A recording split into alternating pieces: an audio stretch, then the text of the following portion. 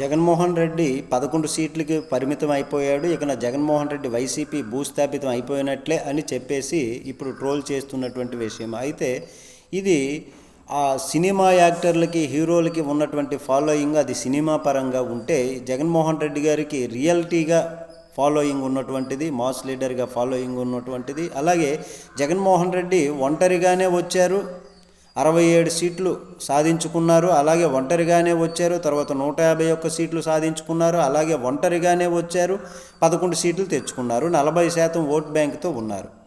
మరి అట్లాంటిది 3 పార్టీలు కలిసి ఈ విధంగా జగన్మోహన్ రెడ్డిని ఓడించాయి. కానీ మొన్న ఎన్నికల్లో ఓటమి చెందినప్పుడు అయ్యో పాపం జగన్మోహన్ రెడ్డి ఓడిపోయాడు, ఎలా ఓడిపోయాడు అనే అన్నారు. కానీ చంద్రబాబు నాయుడు గెలిచాడు, అందుకే జగన్మోహన్ రెడ్డి ఓడిపోయాడు అనేటటువంటి భావన ఎవరు కూడా రాలేదు.